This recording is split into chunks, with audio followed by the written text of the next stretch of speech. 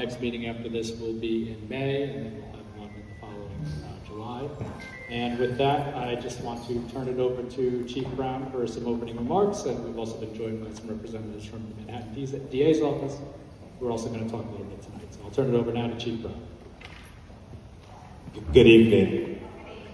Thank you for coming. As always, I'm very appreciative that we have this time, that I could come to you and talk to you and get feedback for what PSC is doing, what we have done in the past, and how we're going to proceed going forward. But one of the things that I've been talking about probably for the last 2 years is in our crime numbers that we talk about, which are very low in Roosevelt Island. One thing that has been consistently just the crime that we have to deal with.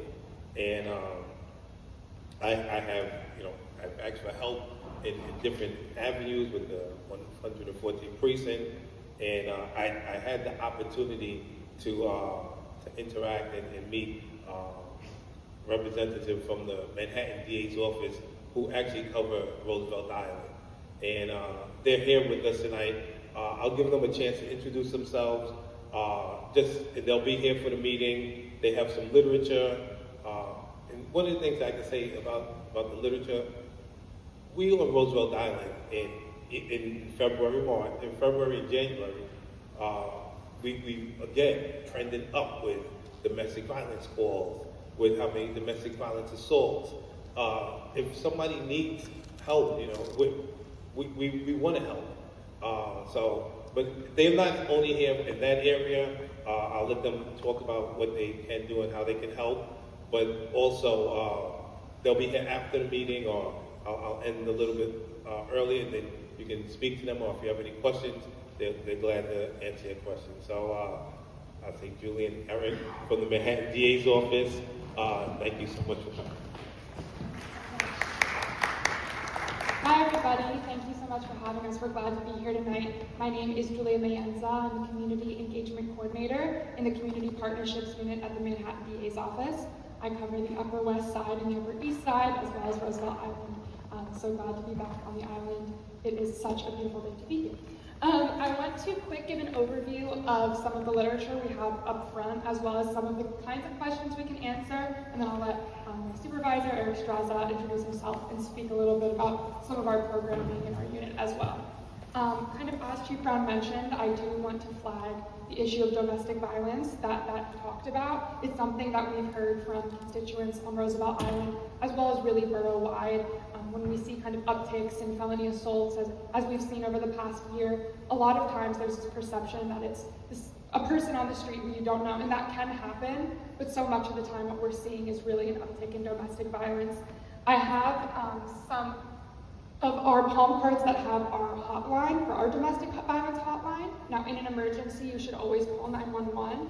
However, if you'd like to report an incident directly to our unit, that they can do their own investigation. There's some information on the back as well about some of our survivor services, our different satellite offices, our special victims division. And then I also want to flag on that issue the family justice centers. This is through the Mayor's Office to End Gender-Based Violence, but it really has a wide scope that covers not only things that may rise to a criminal level. For example, our survivor services generally respond post-arrest, and after there's been an arrest made, that's really when they can engage if that's something that our office is taking up. Where the Family Justice Center has a center in each borough. There's one in Queens, one in Manhattan across the street from us, at 80 Center Street on the 5th floor. They're open from 9 a.m. to 5 p.m. They are open to anyone, any language, age, immigration status, and they can help safety plan, they can help answer questions, they have an immigration attorney on site. Certain days they have specific resources for older adults who may be victims of domestic violence or other forms of gender-based violence. And again, I can answer questions about these kinds of things after, give more information. But if it's harassment, stalking, online abuse, obviously they can help refer you to the DA's office. they can help refer you to a domestic violence police officer, but it kind of is more all-encompassing and a good resource to hand out to people, to loved ones, family, friends, community groups.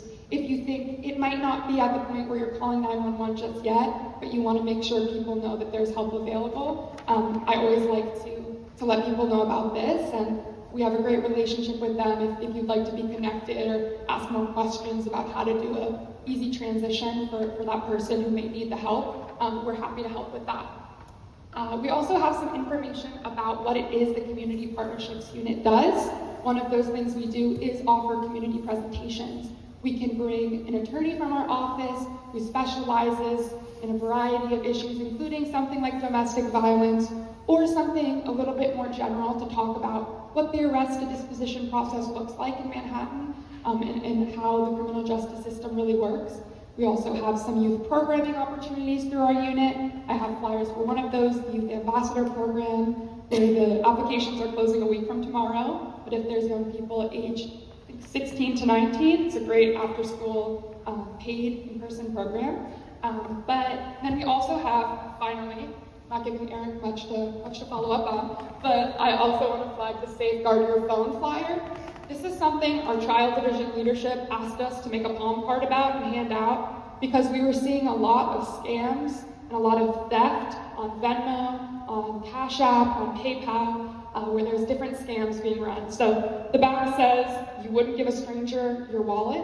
It just gives some tips on how to avoid these kinds of scams and what to do if you do happen to fall victim to these kinds of scams. They really happen to everybody, regardless of age, education level, but it's very helpful to report and also helpful to take immediate action. So I would also recommend that you take a look at that. Again, happy to answer questions after the meeting as well, or no, you can also take them now, but I'll also let Eric introduce himself. Thank you so much. Thank you so much, Julia. Can you guys hear me okay? I'm trying to gauge the distance for the mic. All right, great. So yeah, I feel like Julia did cover a lot. I just wanted to really quickly introduce myself as well. My name is Eric Strauss. I'm our Supervisor of Community Engagement at the Manhattan DA's office.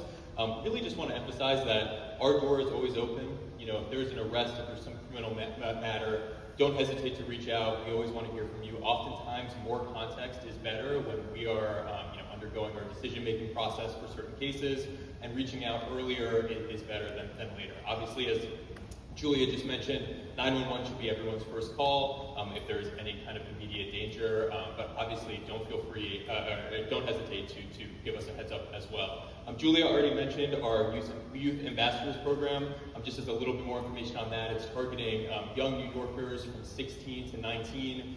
They come on board for a 4-month ambassadorship, basically, and they learn all about the criminal justice system. You know, it's a really great opportunity to learn from some of the best prosecutors and attorneys, not only in the city, but in the country as well. So if anyone has any information about that or any questions about that, please let us know. Also wanted to talk a little bit about something that we have that we've really spent a lot of resources and time building out. That's our Survivor Services Bureau. It used to just be a unit, and if you know anything about how government works, sometimes units or bureaus are kind of an expanded version of units. We've done a lot to increase our language capacity, but basically what it is we offer and provide a lot of services to victims and witnesses of crime. Those have a really broad range of what they can cover. It can be things like counseling, mental health resources, case management resources. Julia talked about and the Chief talked about domestic violence. Oftentimes domestic violence cases also come with something called an order of protection or a temporary order of protection.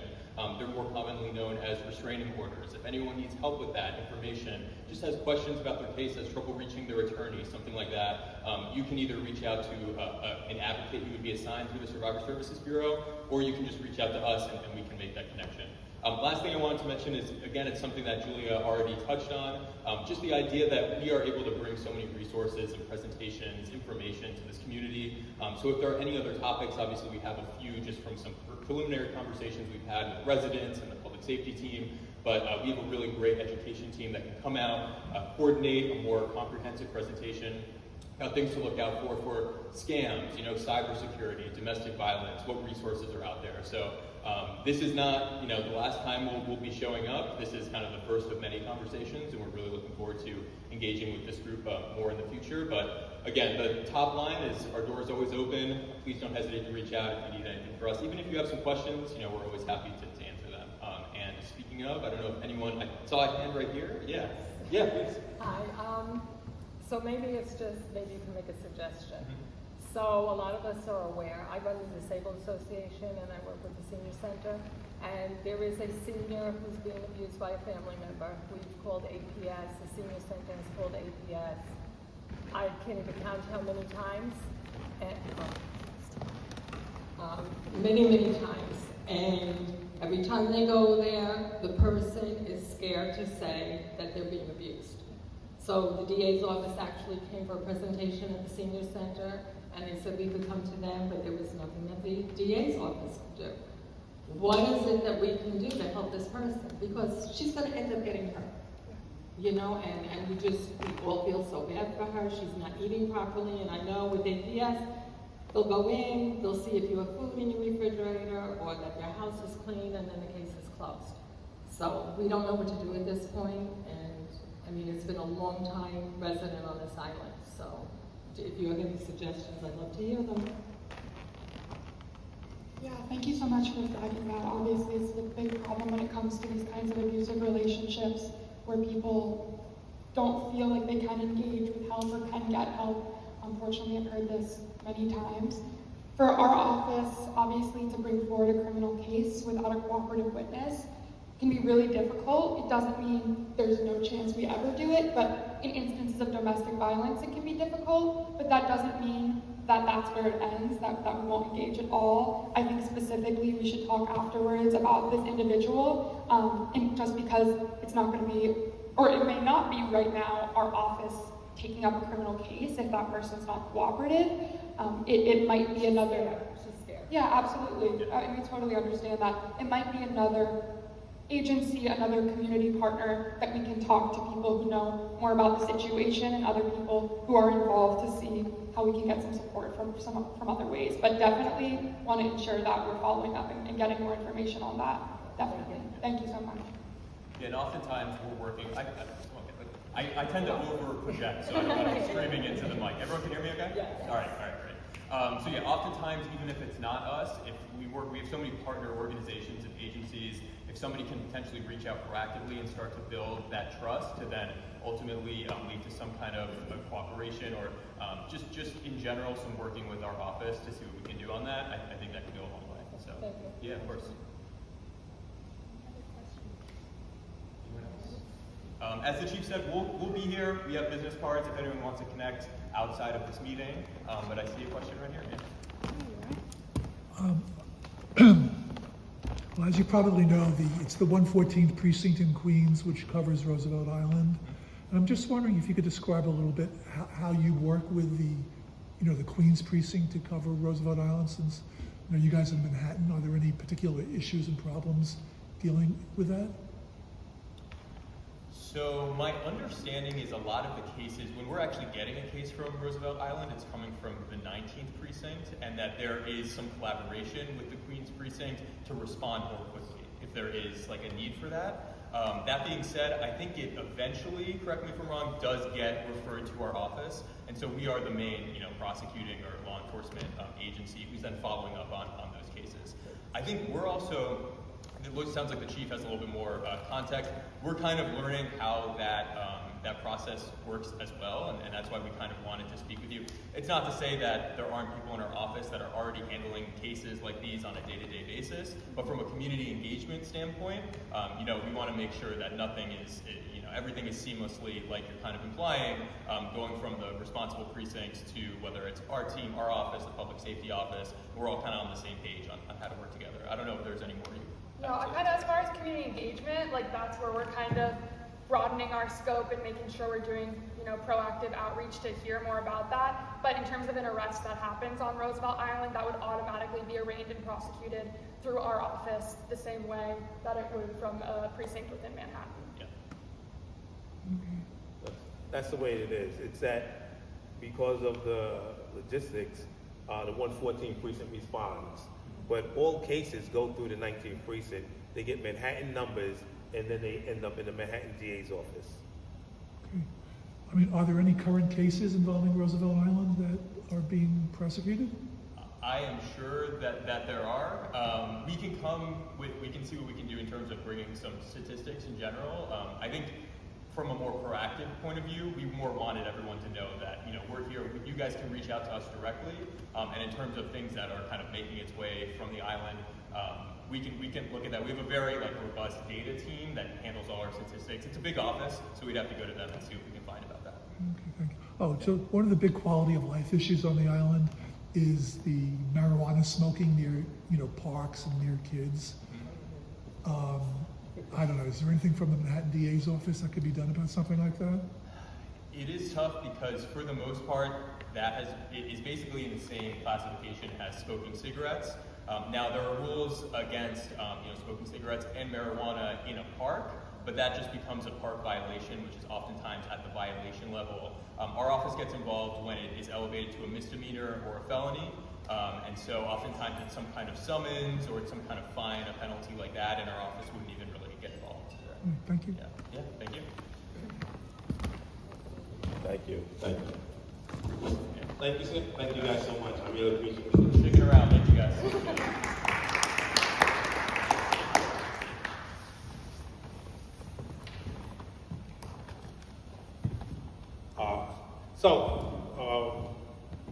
When inviting the DA's office, they are a tremendous partnership.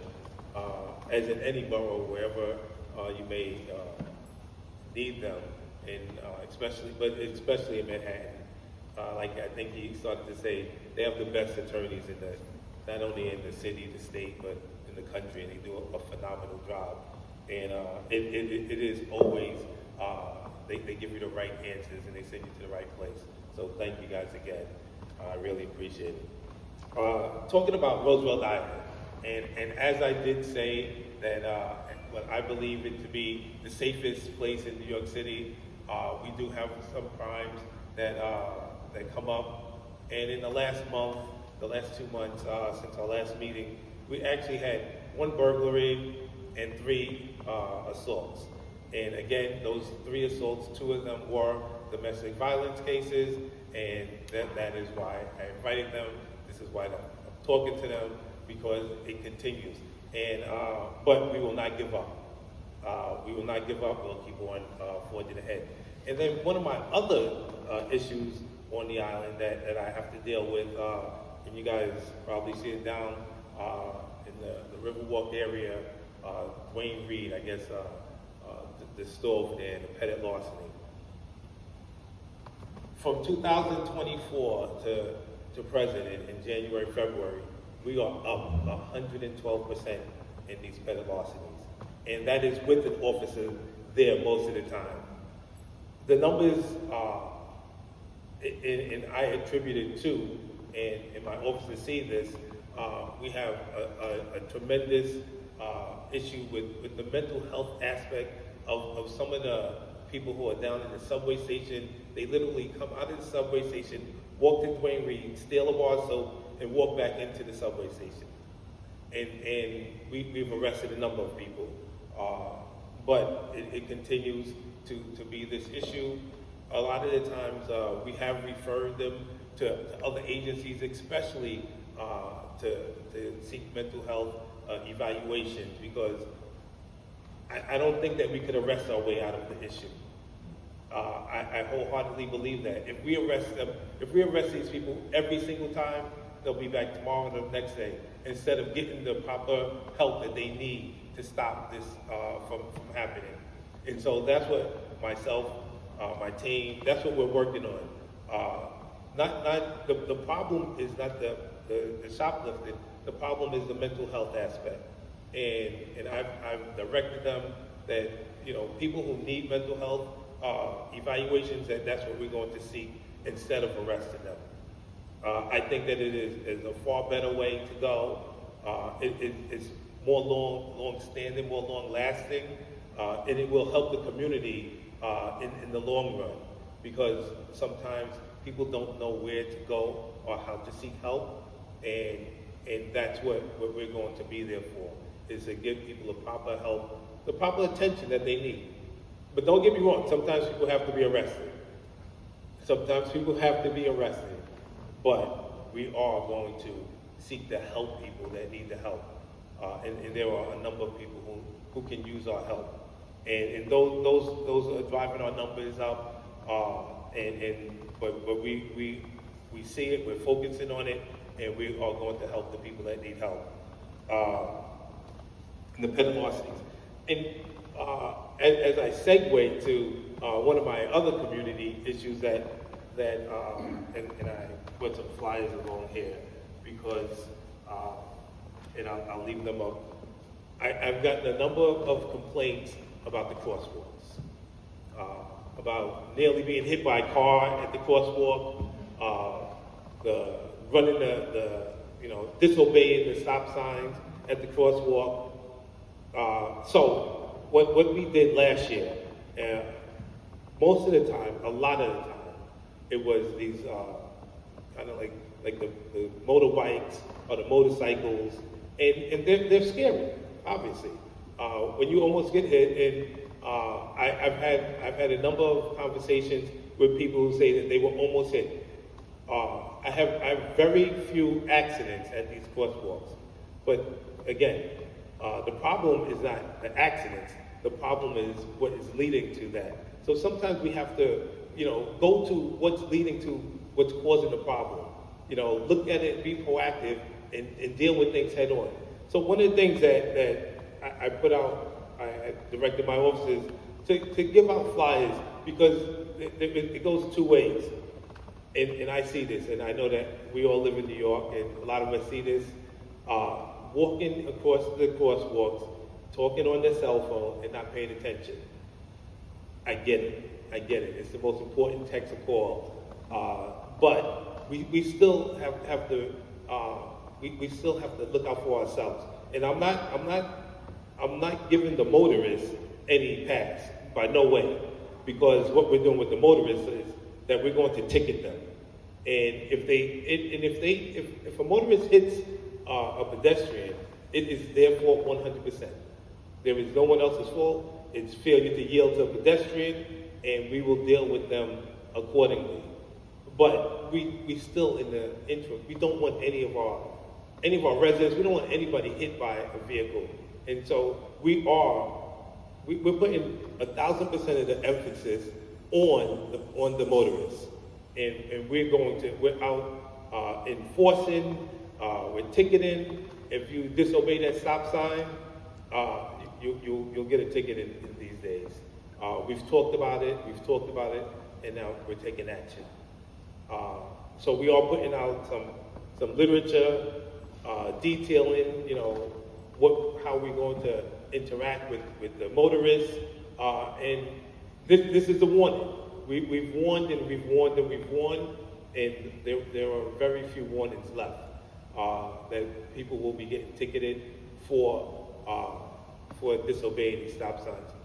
But however, on the flip side of that, we are still going to tell our pedestrians to be mindful, put the cell phone down while you cross the street, because we do not want any accidents. And like I said, I'm not excusing motorists, but I do want you to be safe at the same time. These people who enter into the crosswalk and disobey stop signs, just because they enter into the crosswalk and disobey that stop sign and they didn't go through it, that is still a violation, and those people will be ticketed. And we have seen that, we reported it, and we're full-fledged action on this, and taking, making sure that our residents are safe. And then the last issue that comes up, and that we speak about it, the warm weather is coming. With the warm weather, there's long lines at the tram. And we will be out there, public safety, and we will ensure that people are safe on the tram. that's what we've limited to 50 person on the platform, and so that everybody can be safe. I spoke to a resident just early before we started, and I've directed my public safety, and I'll get to the bottom of this. If you need the elevator, for any reason, if you need the elevator, you are allowed to take the elevator. You don't have to prove that you're, a certain age. You could be, whoever you are. If you need the elevator, you will be allowed to take the elevator. And if anybody stops you, tell them that you spoke to Chief Brown. That there is nobody, if any of my PSC officers stop you from using the elevator, please, I will take care of that immediately, if not sooner. And I don't care if you're 20, 10, 50, I don't care what age that you are. If you tell them that you need the elevator, you will use the elevator. That's just the way it is, because,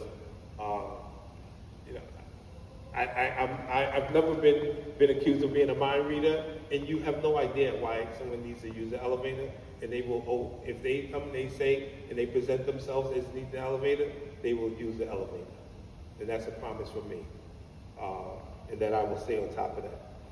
And as far as, like I said, the crime remains low in this state, in this community. I think that we set these records all the time.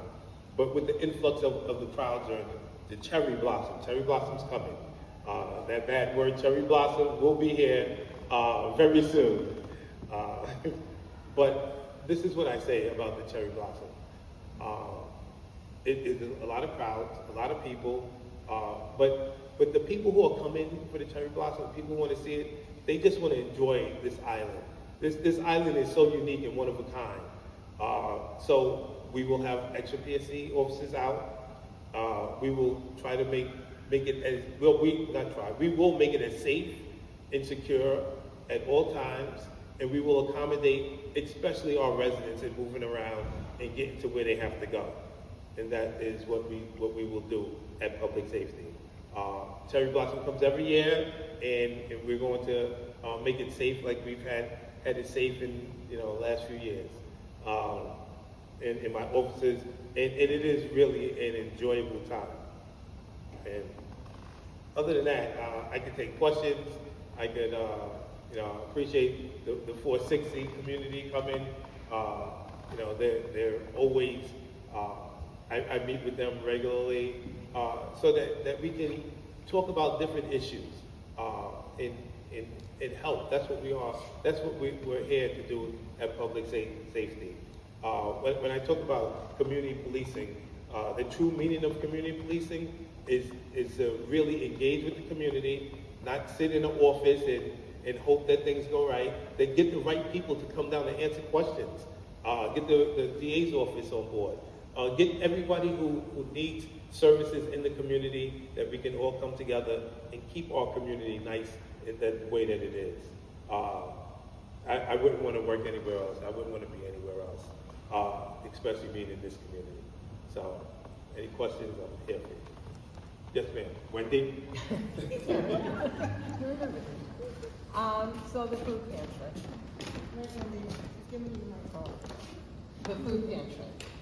So I know we've spoken to before, and lately there's been a lot of craziness going on outside in the back there, where I have to stop doing what I'm doing downstairs in order to open up at 4 o'clock, because I have to go upstairs to stop the commotions, the fighting and everything else that's going on there.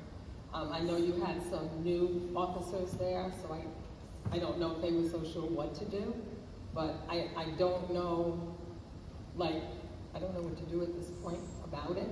I'm shocked that you're here when you're in your office, because they're loud. They're really loud, and a lot of them are like older people. I don't even understand what they're fighting about. There's enough food for everybody. But I know at one point you were going to hand something out. I don't know what you're going to hand. Yeah. So what we'll do going forward, that I'll make sure that one of my senior officers are there. Because I think that it is a job for the senior officers who understand and know how to take care of the crowds over there. And we will hand out literature, like small cards, not something that they can't carry with them. Just some of the rules and how to be safe while they're online, because it's a phenomenal service.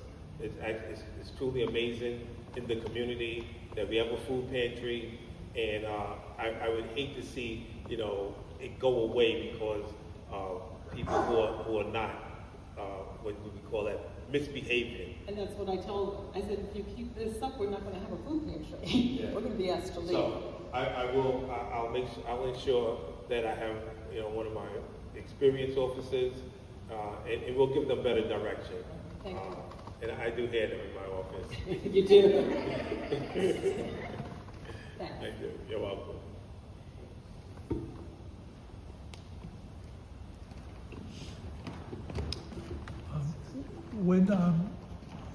When you tell your officers to allow people to use the elevator, will those people have to still wait at the end of the long line that sometimes is stretching down to 59th Street, or will they be able to just use the elevator? No, they have to wait on the line. Okay. But like I said, my officers do use discretion, and they've been told that they can use discretion. I've seen when they've told people to wait on the line, and the people are, they understand that they have to wait on line and then come over and use the elevator. And then I have seen when there are some people who should not be waiting on that line, and they have put them on the elevator and right upstairs to the tram. So they have to use discretion. I don't say that it's one size fits all, that you use your common sense while you're there. But everybody will be allowed to use the elevator. Yes, ma'am. While he's on that subject. So I know the reader board went with you, and we took that walk through on there, and we were perfectly satisfied with how you were handling people with disabilities. And when I was at the last REAC meeting last week, I was very surprised to hear people still getting up saying they're disabled and they're not getting any accommodation because we went through all of this. So is there a statement we can put out? I mean, I know we were looking at something, because people aren't aware that there is seating for people with disabilities. Yes, they can use the elevator. Yes, if that barrier is there, there always is someone there to open it up for them, because I don't know why people are still complaining. I mean, I took the tram and it was fine when I took it. I can just say that, this is case by case. Can I be 100% sure that person was not accommodated? I can't be 100% sure, but I know that we have things in place so that anybody disabled, that not only do they use the elevator, they board the tram, and they get a seat. But we make it more known. Yeah, and we have not had lines since January. So there has not been crowds. There has not been a crowd. I was so surprised to hear people complaining at that meeting. It wasn't just one person. I'm not understanding why they're still complaining. Do they not know that everything is fine? You just need to go to the elevator. Like you reminded me, there has not been a line at the tram since January 3rd. So I'm not going to say, I guess people feel a certain way. I don't know. I can't tell you why they feel Do you mind that. if I put it out on social media, on our pages, that, Sure. if you have a disability, you're more than welcome to use the elevator, to go up, and you will, if you need Yes. assistance, you'll And get assistance. I have been saying that for as long as I've been standing here. I've told people too, but I'll put it out on our page if you don't mind. Yes, sure. Sure. And if they have an issue, tell them that they spoke to Chief Brown. One of the people else. I know I have a line outside my door, but that's okay. That's what I'm here for. Barbara, did you have anything?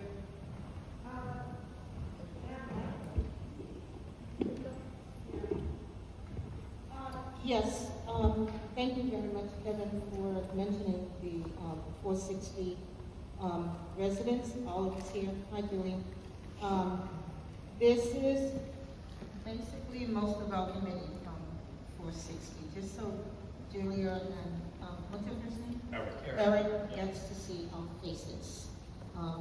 We're the ones that's been communicating with you back and forth, particularly with the issues that have been going on in our building since basically 2020, since it actually opened. We are now dealing with some of those same issues 5 years later. We have been very diligent with working with PSD, who has helped us and assisted us in so many ways. We have tried diligently to work with management. I think that's something that you mentioned in one of your emails. We are beyond that point.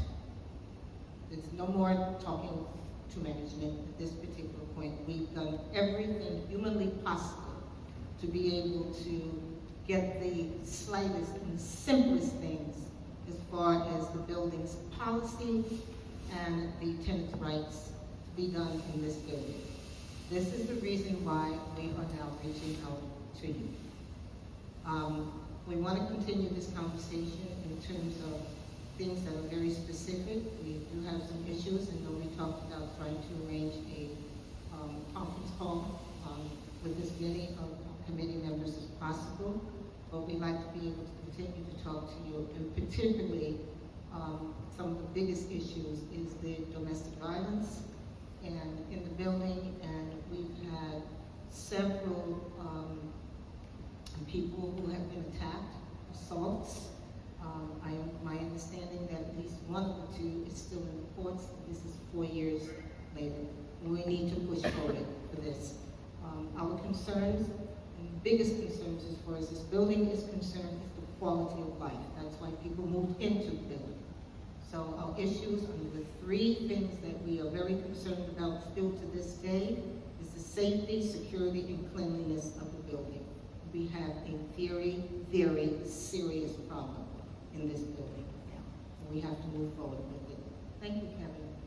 You and Anthony for all the work that you have done.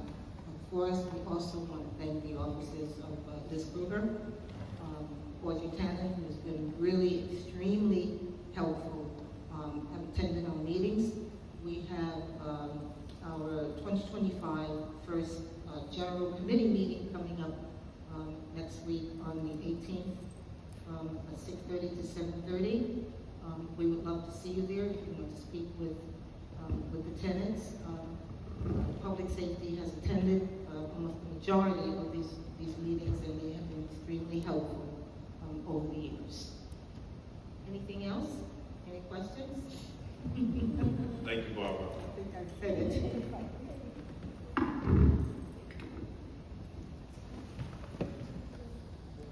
Yeah, we're happy to talk afterwards specifically about Yes. your concerns, but glad to see you in person. Definitely.